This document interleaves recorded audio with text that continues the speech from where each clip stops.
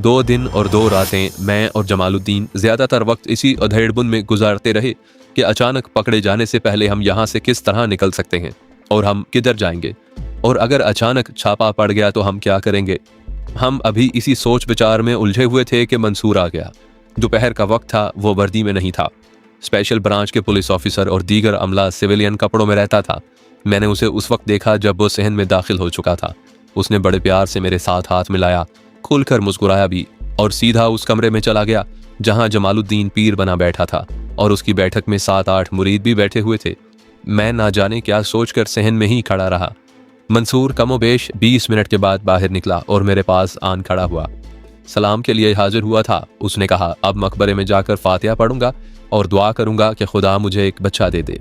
मंसूर साहब, मैंने कहा, हमारा ख्याल रखना। मैं तुम्हारे साथ जो वादा कर चुका हूं वो पूरा करने के लिए अपनी जान भी देनी पड़ी तो मैं दे दूंगा। मंसूर ने कहा, हाँ मंसूर भाई। मैंने उससे पूछा, शोभा ने अदालत में ये तो जाहिर कर दिया होगा कि तुम उसे राज देते रहे हो और अपनी ड्यूटी से कोताही करके उसके साथ घूमते फिरते रहे हो। उसने ये भी कहा होगा कि तुम उसके साथ शादी कर रहे थे। आपके खिलाफ कोई महकमाना कार्रवाई तो नहीं हो रही? अरे नहीं मेरे भाई, मंसूर ने फातिहाना लहजे में कहा। DIG ने मुझसे जवाब तलबी की थी। मैंने कहा था कि शोभा ने मुझे नहीं बल्कि मैंने शोभा को झांसा दिए रखा था कि मैं उसकी मोहब्बत में दीवाना हुआ जा रहा हूँ और मुझे अपनी ड्यूटी की भी परवाह नहीं। यही झांसा था जिसने शोभा को मजबूर कर दिया कि वो अपने पूरे गैंग और अपने अड्डों को बेनकाब कर दे। DIG ने मेरे इस जवाब को खुश होकर कबूल कर लिया था। अच्छा सानू भाई, मैं बहुत जल्दी में हूँ, फिर कभी आऊँगा। उसके जाने के बाद जमालुद्दीन ने मुझे बुलाया। मैं गया तो वो मुझे साथ वाले कमरे में ले गया। अब बताओ क्या करें? जमालुद्दीन ने कहा। इंस्पेक्टर मंसूर आया। उसने पहले की तरह मेरे घुटने छूकर मेरा दायां हाथ अपने हाथ में लिया और उस हाथ को चूमा। फिर उसने 20 रुपए के नोट मेरी गोद में रखे और मुंह मेरे कान के साथ लगाकर बोला, जामी उस्ताद, यहाँ एक आदमी है जिसका बहुत लिहाज है। मैं उसकी खातिर तुम्हें 3 दिन की मोहलत देता हूँ। यहाँ से गायब हो जाओ। अगर मैं इस इलाके का थानेदार होता तो 1 मिनट की भी मोहलत ना देता। आज से चौथी रात गायब हो जाना। ये कहकर वो चला गया। अब बताओ क्या किया जाए? रानी को इत्तला दे दो, मैंने कहा। उसे बताए बगैर हम कोई कदम नहीं उठाएंगे। उसी वक्त एक आदमी को रानी की तरफ रवाना कर दिया। शाम के बाद जमालुद्दीन और जमालुद्दीन का एक और साथी रानी की कोठी में उसके पास बैठे थे। रानी ने हम तीनों को बुलाया था। मैंने पहले ही कहा था कि मंसूर के मुखबिर बहुत तेज हैं। रानी ने कहा, कल तक मुझे पता चल जाएगा कि ये मुखबिर कौन है। आज उसने तुम्हें पकड़ लिया है। मैं जानती हूँ कि खानू की वजह से उसने तुम्हें फरार होने का मौका दे दिया है। खानू ने उस पर बहुत बड़ा एहसान किया था, लेकिन मैं मंसूर को ज्यादा मौका नहीं देना चाहती। तुम क्या करोगी? मैंने पूछा। कत्ल, रानी ने जवाब दिया। इसके सिवा और कोई रास्ता नहीं। कत्ल कैसे कराओगी? तुम करोगे, रानी ने जवाब दिया। तुम दोनों, और तुम अरोना को उठाकर मंदिर के खंडरों में ले जाओगे। अब मैं उस औरत को नहीं बख्शूंगी। रानी का ये फैसला सुनकर मैं लरस गया। ना मैं ये चाहता था कि मंसूर कत्ल हो, ना मैं ये बर्दाश्त कर सकता था कि अरोना अगवा हो जाए। मैं रानी के इस फैसले को बदलना चाहता था। जरा गौर करो रानी, मैंने कहा, अगर हमने मंसूर को कत्ल और अरोना को अगवा कर लिया तो सबसे पहले तुम पकड़ी जाओगी। मंसूर के मुखबरों ने तुम्हें 2 मरतबा वहां देखा है। हो सकता है उसके मुखबिर मंदिर के खंडरों से भी वाकिफ हों। ओ पगले खानू, रानी ने पुरसकून लहजे में कहा, कल तक मुझे मालूम हो जाएगा कि वो मुखबिर कौन है। मेरा भी ताल्लुक उसी महकमे के साथ है। एक मुखबिर की हैसियत ही क्या होती है। कल रात वो यहाँ मेरे कदमों में बैठे हुए होंगे। वो जब यहाँ से निकलेंगे तो शराब में बदमस्त होंगे और उनकी जेबों में नोट खड़क रहे होंगे। मैंने जो फैसला किया है सोच समझ कर किया है। तुम्हारी अकल मेरी अकल तक नहीं पहुंच सकती। मैं जो कहती हूँ वो करो। खानू, तुमने मंसूर का क्वार्टर देखा है। तुम उसमें दीवार के रास्ते उतरे भी हो। अब जमालुद्दीन तुम्हारे साथ होगा। मंसूर को कत्ल कर दो और अरोना को उठा ले जाओ और उसके साथ वो सलूक करो कि वो पागल होकर रोती हुई गलियों में चीखती चिल्लाती फिरे। मैं मंसूर को कत्ल नहीं करूंगा रानी। मैंने अपना फैसला सुनाया और ना मैं अरोना को अगवा करूंगा ना होने दूंगा। खानू, रानी ने मेरी आंखों में आंखें डालकर कहा, होश में आओ। क्या तुमने अभी तक महसूस नहीं किया कि तुम मेरे कैदी हो? कल इस वक्त तक मेरी आंखों में आंखें डाले रखो रानी। मैंने कहा, अब तुम्हारी आंखों में वो ताकत नहीं रही जिसने बन मंदिर में मुझे अपने ताबे कर लिया था। ये मत भूलो रानी, तुम मेरी छोड़ी हुई हड्डी हो। रानी के चेहरे पर गुस्से के बजाय बशाशत सी आ गई, लेकिन जमालुद्दीन उठ खड़ा हुआ। जबान बंद रख खानू, उसने गरज कर कहा, मैं इस देवी की तौहीन बर्दाश्त नहीं कर सकूंगा।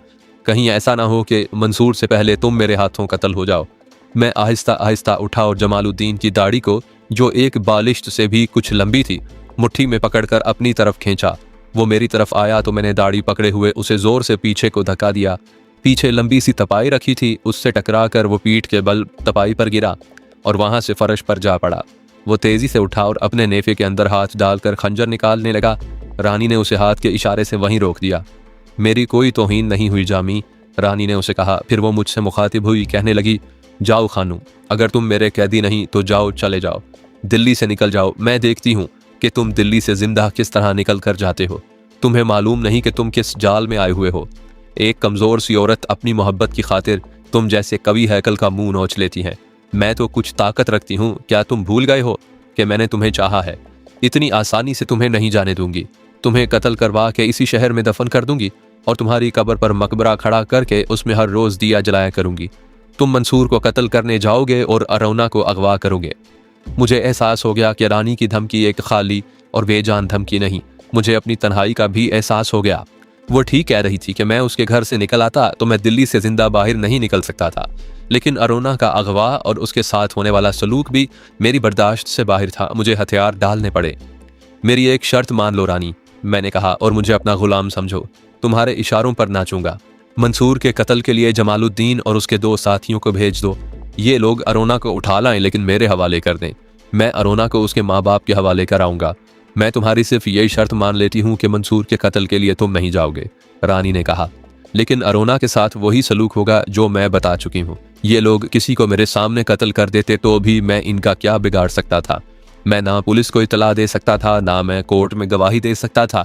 मैंने सर झुका लिया। मैं तुम्हें इतना उदास नहीं देख सकती खानू, रानी ने मेरा सर अपने हाथ से ऊपर उठाते हुए कहा। मैं तुम्हें आज़ाद और खुश देखना चाहती हूँ। मैं खुश हूँ रानी, मैंने कहा। इन्हें बताओ कि मंसूर के क्वार्टर में किस तरह दाखिल हों, रानी ने कहा, और उसे किस तरह कत्ल करें। आजकल चांद पूरी तरह रोशन होता है, मैंने कहा। मंसूर और अरोना सेहन में सोते हैं। उनकी चारपाइयाँ मिली हुई होती हैं। सेहन के दाएं और बाएं वाली दीवारें मेरे कद से फुट या 1.5 फुट ऊंची हैं। एक आदमी के हाथों पर पांव रखकर दीवार पर आसानी से चढ़ा जा सकता है। बेहतर है 3 आदमी जाएं। एक आदमी अपने 2 साथियों को दीवार पर चढ़ाए और बाहर इंतजार करे। 2 आदमी दीवार से अंदर की तरफ कूदें नहीं, बल्कि लटक कर उतरें ताकि पाँव की आवाज़ पैदा ना हो। रिवॉल्वर इस्तेमाल ना करें, और वरना साथ वाले क्वार्टरों के लोग जाग कर पहुंच जाएंगे। गश्ती पुलिस का भी खतरा है। खंजर इस्तेमाल करें। अगर सोए हुए मंसूर का गला घोंट दिया जाए तो और ज्यादा बेहतर है। अरोना को उठाना उन 2 आदमियों के लिए मुश्किल नहीं होगा। कल रात, रानी ने कहा, रात 12 बजे जामी अपने 2 साथियों के साथ मंसूर के क्वार्टर तक पहुंच जाएगा। और तुम खानू? मैं कल रात दरगाह के बजाय खंडर में रहूंगा, मैंने जवाब दिया। और एक बार फिर सुन लो खानू, रानी ने कहा, अगर तुम खंडर में रहोगे तो अरोना की चीखों पुकार का तुम पर कोई असर नहीं होना चाहिए। अगर होगा तो फिर मैं तुम्हारी कोई मदद नहीं कर सकूंगी। मेरे मुंह से एक आह के सिवा कोई लफज ना निकला। अब तुम लोग चले जाओ, रानी ने कहा। परसों सुबह मैं मंसूर की लाश देखना चाहती हूँ। अगली रात आधी गुजर गई। जमालुद्दीन अपने 2 साथियों के साथ उसी तरह इंस्पेक्टर मंसूर के बंगलानुमा क्वार्टर की एक दीवार के साथ लगा खड़ा था। वहां इस किस्म के चंद एक क्वार्टर थे जो एक दूसरे से अलग और जरा दूर दूर थे। पहले जमालुद्दीन अपने एक साथी की मदद से दीवार पर चढ़ा और सहन में इस तरह उतरा कि उसके पाँव की हल्की सी भी आवाज़ पैदा ना हुई। उसके बाद उसका साथी दीवार से उतरा। मंसूर और अरोना सहन में सोए हुए थे। पूरे चांद की चांदनी में उनका बाल बाल दिखाई दे रहा था। जमालुद्दीन मंसूर की चारपाई के करीब पहलू की तरफ जा खड़ा हुआ। उसने अपने कपड़ों के अंदर से खंजर निकाला। अभी वो खंजर को अपने हाथ में अच्छी तरह पकड़ ही रहा था कि उसके दोनों टखने जैसे 2 शिकंजों में जकड़े गए हों। फिर उसके टखनों को चारपाई के नीचे की तरफ से इतनी जोर से झटका पड़ा कि वो पीठ के बल गिरा। फौरन ही एक आदमी चारपाई के नीचे से निकला और जमालुद्दीन के सीने पर सवार हो गया। जमालुद्दीन ने उस आदमी को खंजर मारने की कोशिश की, लेकिन उस आदमी ने उसकी कलाई पकड़ ली और दूसरे हाथ का घूंसा इतनी जोर से उसके मुंह पर मारा कि खंजर पर जमालुद्दीन की गिरफ्त ढीली पड़ गई। वो आदमी जो मंसूर की चारपाई के नीचे से निकलकर जमालुद्दीन के सीने पर चढ़ बैठा था, वो मैं था। कत्ल की स्कीम बनाते वक्त मैंने रानी से कहा था कि मैं कल रात दरगाह में नहीं, मंदिर के खंडरों में सोऊंगा। मैं शाम को ही खंडरों में चला गया था, लेकिन वहां से मैं दरगाह से दूर से गुजरने वाले रास्ते से दिल्ली चला गया था। मैं मंसूर के घर गया और उसे बताया कि आज रात वो कत्ल और अरोना अगवा होगी। मंसूर ने कहा कि वो पुलिस के 4-5 आदमियों को बुलाकर घर में छुपा लेगा। मैंने उसे कहा कि पुलिस के आदमियों की ज़रूरत नहीं, हम खुद उन्हें पकड़ेंगे। मुझे याद नहीं कि मैंने क्या सोच कर यह मशवरा दिया था। बाद में यही मशवरा काम आया। मैंने और मंसूर ने स्कीम तैयार कर ली। आधी रात से ज़रा पहले मैं मंसूर की चारपाई के नीचे चला गया। मंसूर ने अपना भरा हुआ रिवॉल्वर अपने तकिए के नीचे रख लिया और यूं लेट गया जैसे गहरी नींद सोया हुआ हो। मुझे मंसूर की चारपाई के करीब घुटनों तक 2 टांगें नजर आईं। मुझे मालूम नहीं था कि यह जमालुद्दीन था या उसका साथी। चांद ऐसे जाविये पर था कि उस आदमी का साया सहन में नजर आ रहा था। मैंने साये को देखा, उसके बाजुओं की हरकत देखी और उसके दोनों टखने पकड़कर अपनी तरफ बड़ी जोर से खींचे। वो पीठ के बल गिरा तो मैं चारपाई के नीचे से निकलकर उसके सीने पर सवार हो गया। मंसूर ने तकिए के नीचे से रिवॉल्वर निकाला। जमालुद्दीन का साथी दरवाजे की तरफ दौड़ा जा रहा था। मंसूर ने उसे ललकार कर कहा, रुक जाओ, गोली आती है।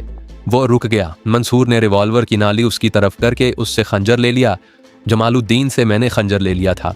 उनका तीसरा साथी दीवार के ऊपर आया। मैंने वैसे ही उधर देखा था। वो अंदर का मंजर देखकर बाहर को कूद गया। हम जमालुद्दीन और उसके साथी को कमरे में ले गए। अरोना भी अंदर आ गई। खौफ से उसका रंग पीला पड़ गया था। गद्दार, बेईमान। जमालुद्दीन ने कमरे में जाते ही दांत पीस कर मुझे कहा, क्या मुझे पकड़वा कर तू जिंदा रह सकेगा? मंसूर ने उसके मुंह पर घूंसा मारा। सुबह से पहले पहले रानी भी गिरफ्तार हो चुकी होगी। मंसूर ने कहा, मैंने तुम्हें कहा था कि इस इलाके से निकल जाओ, लेकिन तुम मुझे कत्ल करने आ गए। जमालुद्दीन, जो दरअसल जामी डाकू था, आखिर उस्ताद था, उसे गिरफ्तारी का जैसे डर ही नहीं था। देखो इंस्पेक्टर मंसूर, उसने मंसूर से कहा, तू मुझे सजा किस तरह दिलाएगा? क्या तू इस खानू को अदालत में पेश करेगा कि इसने मुझे पकड़ा है? क्या ये खुद नहीं पकड़ा जाएगा? मैं अदालत में तुम्हारे खिलाफ बहुत कुछ कहूंगा। फानू मफरूर मुजरिम है, मैं तो फांसी चढ़ ही जाऊंगा, लेकिन तुम पुलिस में नहीं रह सकोगे। मंसूर ने ना जाने क्या सोचा, कहने लगा, फानू ये ठीक कहता है, ये हम दोनों को मरवाएगा। उसने जमालुद्दीन और उसके साथी से कहा, जाओ, निकल जाओ यहाँ से। मैंने तुम्हें माफ किया, फिर इस इलाके से निकल जाना, जाओ। उन दोनों ने हैरान होकर मंसूर के मुंह की तरफ देखा। मैं खुद हैरान था कि मंसूर क्या कह रहा है। मैं कह रहा हूँ जाओ, मंसूर ने कहा। जमालुद्दीन अपने साथी के साथ लेकर बाहर को चल पड़ा। मैं और मंसूर उनके पीछे बाहर निकले। वो दोनों जब सहन में चारपाइयों के करीब से गुजर रहे थे तो मंसूर ने कहा, जरा ठहरो। दोनों रुक कर पीछे को घूमे। मंसूर ने रिवॉल्वर उनकी तरफ करके यके बाद दीगरे 2 गोलियां फायर की। फासला 4-5 कदम था, दोनों गिर पड़े। ये आपने क्या किया? मैंने मंसूर से पूछा। मुझे यही करना चाहिए था, मंसूर ने कहा। मैं तुम्हें गवाह के तौर पर पेश नहीं कर सकता। इन्हें गोली मारकर मैं मुकदमे की झंझट से बच गया हूँ। जमालुद्दीन, जो दरअसल जामी है, मफरूर सजा याफ्ता मुजरिम है और इसका साथी भी सजा याफ्ता है। मंसूर इतना ही कह पाया था कि बाहर किसी के दौड़ने की आवाज़ें सुनाई दी। शायद पुलिस की गश्ती पार्टी थी या दूसरे क्वार्टरों के रहने वाले गोलियों की आवाज़ें सुनकर आ गए थे। अरोना, मंसूर ने अरोना से कहा, मोहम्मद खान को कमरे में पलंग के नीचे छुपा दो। उसने मुझे कहा, अंदर चले जाओ खानू, तुम्हें कुछ दिन मेरे घर में छुप कर रहना होगा, फिर मैं तुम्हें दिल्ली से निकाल दूंगा। अरोना मुझे एक कमरे में ले गई। मैं जब अरोना के पीछे पीछे कमरे में छुपने के लिए जा रहा था तो मैंने पीछे देखा, मंसूर दरवाजे की तरफ दौड़ा जा रहा था। मैं जरा रुक गया और देखता रहा। मंसूर ने दरवाज़ा खोल दिया था। अरोना ने मेरा बाजू पकड़ा और मुझे कमरे में ले गई। तुम ना होते तो हम दोनों कत्ल हो गए होते। अरोना ने कमरे का दरवाज़ा बंद करते हुए कहा, मुझे डर आ रहा है खानू। मत डरो अरोना, मैंने ऐसे लहजे में कहा जैसे ये वाकया मामूली सा हो। कत्ल करने वाले खुद कत्ल हो चुके हैं।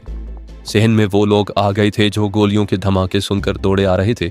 अरोना ने मुझे एक पलंग के नीचे चले जाने को कहा। मैं लेटकर पलंग के नीचे सिरक गया और सिरकता हुआ दीवार के करीब चला गया। अरोना ने पलंग पोश एक तरफ से और नीचे कर दिया। यहाँ तुम्हें कोई नहीं देख सकेगा। अरोना ने पलंग के पास बैठकर कहा, डरना नहीं, तुम्हें मंसूर ने पनाह दी है। मंसूर मामूली जुरत वाला आदमी नहीं। अरोना कमरे का दरवाज़ा खोलने के बजाय जो सामने को खुलता था पहलू वाले कमरे में चली गई। सेन में बहुत से लोगों की आवाज़ें आ रही थीं। हर एक की बात अलग अलग समझनी मुश्किल थी। मंसूर के ये अल्फाज 3-4 बार सुनाई दिए, हम मियाँ बीवी को तो अल्लाह ने बचाया है। अल्लाह ने सबब ऐसा बनाया कि मैं जाग कर गुस्ल खाने में चला गया था। मुझे ऐसा गम नहीं था कि मैं पकड़ा जाऊंगा या मेरे खिलाफ कोई कार्रवाई होगी। ये एक पुलिस इंस्पेक्टर का घर था और ये पुलिस इंस्पेक्टर एक तो स्पेशल ब्रांच का था और दूसरे वो मंसूर था।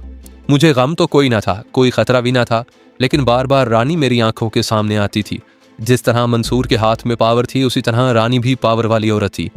मुझे ये एहसास किसी हद तक परेशान कर रहा था कि मैं यहाँ छुपा रहा तो रानी को मालूम हो जाएगा कि मैं मंदिर के खंडर में नहीं था। उसे बड़ा पुख्ता शक होगा कि उसके गिरोह के 2 आदमियों को मैंने पकड़वाया और मरवाया है।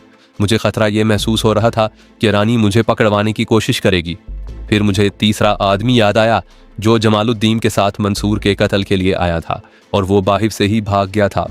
उसने दीवार के ऊपर से मुझे देख लिया होगा, शायद ना भी देखा हो। एक सवाल मेरे जहन में उठा कि वो कहाँ गया होगा। वो दरगाह में या मंदिर के खंडर में नहीं गया होगा। उसे मालूम था कि उसका गिरोह पहचान लिया गया है। मेरे दिमाग में यही एक बात आती थी कि वो रानी के पास गया होगा। उसने रानी को बताया होगा कि स्टीम उल्टी हो गई है और रानी ने उससे कहा होगा कि वो फौरन खंडर और दरगाह में पहुंचे और तमाम आदमियों को वहां से भगा दे। रानी ने मेरा नाम भी लिया होगा। मैंने अपने दिमाग पर बहुत जोर दिया, बहुत सोचा, लेकिन ऐसे लग रहा था जैसे मैं अब अंधेरे में कोई चीज़ ढूंढ रहा हूँ। कुछ देर के बाद सहन का शोर शराबा कम होने लगा। बरामदे में मुझे कदमों की आहटें सुनाई देने लगीं, कुर्सियां घसीटने की आवाज़ें भी आईं। बरामदे और मेरे कमरे के दरमियान सिर्फ एक दरवाज़ा हायल था। अब मुझे बाहर की हर आवाज़ साफ सुनाई देती थी। अरोना दबे पांव पलंग तक आई और फर्श पर बैठ गई। उसने मुझे बताया कि कौन कौन आया है। ये सरकारी क्वार्टरों और बंगलों की आबादी थी। इसमें मुख्तलिफ महकमों के छोटे बड़े सरकारी अफसर रहते थे। मंसूर के क्वार्टर के साथ ही एक और पुलिस इंस्पेक्टर रहता था। उससे कुछ दूर स्पेशल ब्रांच का एक सब इंस्पेक्टर रहता था। अरोना ने मुझे बताया कि एक तो ये दोनों गोलियों के धमाके सुनकर आए हैं और जो सबसे पहले आए थे वो 2 पुलिस कांस्टेबल थे जो गश्ती पहरे पर थे। मेरा ख्याल था कि बहुत से लोग इकट्ठे हो गए होंगे। नहीं खानू, अरोना ने बताया, आधी रात को गोलियां चलें तो मदद के लिए कौन आने की जुर्रत करता है। ये सिविलियन लोग अपनी जान को खतरे में नहीं डाला करते। फिर भी 3-4 सिविलियन आ गए थे, लेकिन उन पुलिस इंस्पेक्टरों ने उन्हें अंदर नहीं आने दिया था। अब बाहर क्या हो रहा है, मैंने पूछा। वो लाशों को देखकर अब बरामदे में आकर बैठ गए हैं, अरोना ने जवाब दिया। हम सरगोशियों में बातें कर रहे थे। अरोना ये कहकर चली गई कि उसका यहाँ ज्यादा देर रुकना ठीक नहीं। मंसूर भाई, बरामदे में से किसी की बड़ी साफ आवाज़ सुनाई दी। अब ज़रा अच्छी तरह बताओ कि ये सारा वाक़या किस तरह हुआ। ये सुनकर फैसला करेंगे कि क्या करना चाहिए। करना क्या चाहिए, मंसूर ने कहा। थाने इतला भेजते हैं और SHO को मौके पर बुला लेते हैं। ये उसका केस है। इधर आओ, एक आवाज़ सुनाई दी जिसका लहजा हुक्म वाला था। तुम अभी थाने जाओ और SHO को यह वारदात बताकर फ़ौरन साथ ले आओ। वो शायद कोई कांस्टेबल था जिसे थाने भेजा जा रहा था। असल वाक़या यूं हुआ है। इंस्पेक्टर मंसूर की आवाज़ बड़ी साफ सुनाई दी। मेरी आंख खुल गई। मुझे गुस्ल खाने में जाने की ज़रूरत महसूस हुई।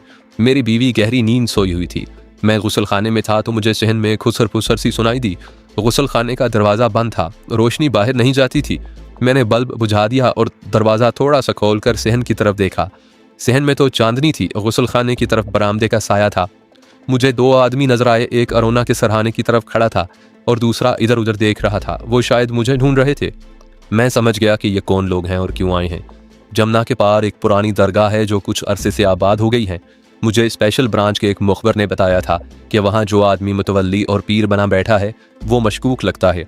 एक रोज़ मैं वहाँ चला गया। वो शख्स बड़े अच्छे बहरूप में था। अगर मैंने कभी उसे 2-3 मरतबा वैसे ही देखा होता तो मैं उसे कभी ना पहचान सकता कि वो ये शख्स है, लेकिन मैंने उस शख्स को फ़ौरन पहचान लिया। ये शख्स जिसकी लाश मेरे पलंग के करीब पड़ी है बंगाल का मशहूर डाकू जामी है। मेरा इसके साथ बड़ा लंबा वास्ता पड़ा था। अब मैं इसे एक अरसे के बाद देख रहा था। फिर ये बंगाल से गायब हो गया और मुझे ये मालूम करने की ज़रूरत नहीं थी कि कहाँ चला गया। मैं दिल्ली में स्पेशल ब्रांच में आया तो एक बंगाली सब इंस्पेक्टर मौजदार ने मुझे बताया कि जामी को यहाँ कहीं उम्र कैद की सज़ा हो गई थी और उसे जब रेलगाड़ी में किसी और जेल में ले जाया जा रहा था तो वो रास्ते में गाड़ी से कूद कर फरार हो गया। मुझे मालूम था कि जामी के लिए यह कारनामा मामूली बात है। अब मैं उस जामी को दरगाह में पीर बना हुआ देख रहा था। उसका बहरूप और उसकी अदाकारी काबिल तारीफ थी। मुझे यह भी पता चला कि मैंने दहशत पसंदों का जो गिरोह पकड़ा था उसका कुछ न कुछ ताल्लुक जामी के गिरोह के साथ था। मुझ पर यह इंकशाफ उस वक्त हुआ जब उस गिरोह को सज़ा हो चुकी थी। मुझसे गलती ये हुई कि मुझे भी कोई बहरूप धार कर दरगाह में जाना चाहिए था। इस गलती का एहसास मुझे अब हुआ जब जामी मुझे कत्ल करने के लिए मेरे घर में दाखिल हो चुका था। मैंने जिस तरह उसे पहचान लिया था इस तरह उसने भी मुझे पहचान लिया होगा। तुम बेवकूफ़ी की हद तक अपनी इंस्पेक्टरी को इस्तेमाल कर रहे हो, किसी ने कहा। डाकुओं को पकड़ना तुम्हारी ड्यूटी में शामिल नहीं था। मैंने इस ख्याल से डाकुओं के गिरोह में जा टांग अड़ाई कि उनका ताल्लुक दहशत पसंदों के साथ हो सकता है, मंसूर ने कहा। वरना सीधा सा तरीका था कि मैं इलाके के थानेदार को इतला दे देता कि तुम्हारे इलाके में मफरूद डाकू ने बाकायदा अड्डा बना रखा है। हाँ, फिर आगे क्या हुआ? हुआ ये कि मैं दबे पांव गुस्ल खाने से निकलकर उस कमरे के दरवाजे में दाखिल हो गया जो गुस्ल खाने के बिल्कुल करीब है, मंसूर ने बताया। उस वक्त मेरी तरफ उन दोनों की पीठ थी, वरना वो मुझे देख सकते थे।